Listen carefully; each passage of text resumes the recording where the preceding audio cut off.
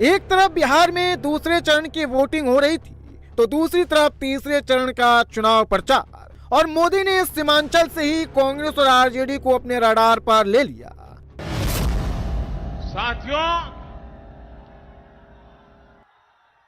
इन्होंने यहां तक झूठ फैलाया कि अभी डॉक्टर मनमोहन जी ने ऐसा कहा ही नहीं था कि देश के संसाधनों पर पहला हक मुसलमानों का है। लेकिन साथियों, आज डॉक्टर मनमोहन सिंह जी का एक और पुराना वीडियो सामने आया है, जिसमें फिर से वो वही कह रहे हैं कि देश के संसाधनों पर पहला हक मुसलमानों का है। अररिया में मोदी ने आरजेडी के लूट और भ्रष्टाचार पर सवाल उठाया और 400 पार का दावा किया तो राबड़ी देवी से लेकर मीसा भारती तक बौखला गए। काफी बार 400 पार माना ही 400 पार। सुनिए ना, देश के जनता, बिहार के जनता जिस हालत में है ना, उस पर निर्णय देश का बिहार के जनता लेगी।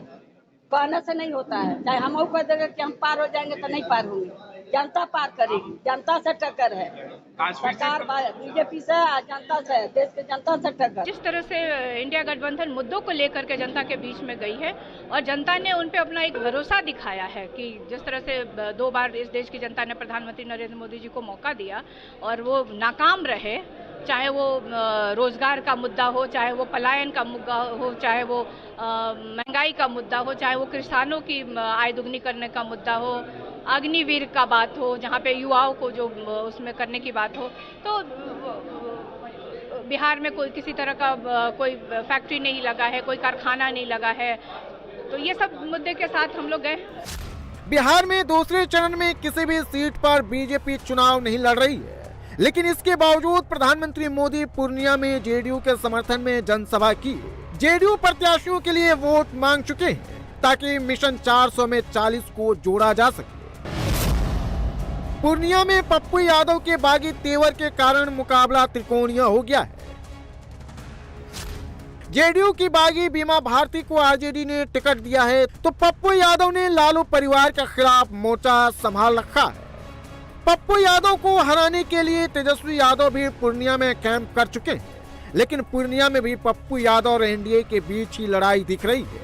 पूर्णिया में भी लोगों को मोदी की गारंटी पर ही भरोसा है। मुद्दा है बस साफ सुथरा डिस्ट्रिक्ट, जहाँ पे सब चीज़ हो। जैसे अभी मेडिकल कॉलेज बना है, शिक्षा में यूनिवर्सिटी सब बना है। जैसे सर 5 साल सही है, कम से कम शांतिपूर्वक है।